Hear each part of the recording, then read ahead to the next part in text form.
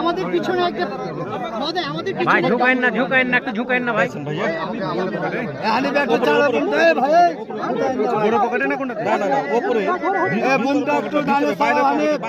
ডান দিকে চেনটা টানো তো, চেনটা টান দাও।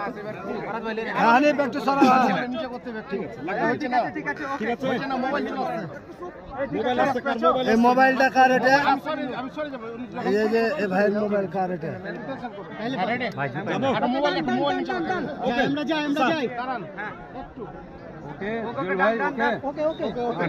ভাই ওকে ঠিক আছে। আপনারা জানেন আমাদের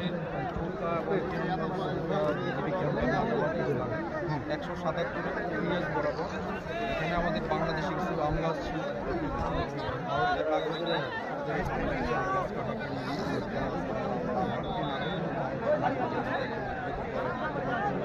সৃষ্টি হয় সেই ক্ষেত্রে দুই পক্ষ বাংলাদেশ সাইড এবং ভারতের সাইডে দুই পক্ষ জনগণ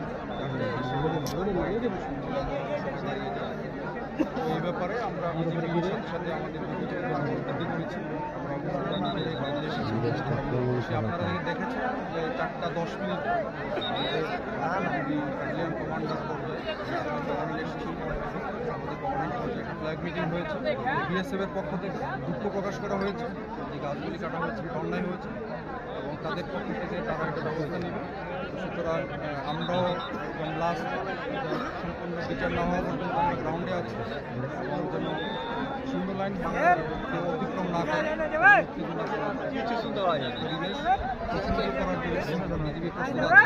পাশাপাশি আমাদের বিজিবির পাশে আমাদের বাংলাদেশি জনগণ, আমাদের দেশপ্রেমিক জনগণ আমাদের সাথে আছে এবং আমাদের জনগণ আমাদের যেটা নিশ্চয়তা করলে ভবিষ্যতেও আমাদের থাকবে ইনশাআল্লাহ। মাধ্যমে আমি রিকোয়েস্ট করতে চাই বর্তমানে বরাবর আমাদের জনগণকে দূরে সরে আসার জন্য বিজিবি আমরা দিনরাত প্রস্তুত আছি। আমরা ইনশাআল্লাহ যে কোনো পরিস্থিতি আমাদের বিজিবি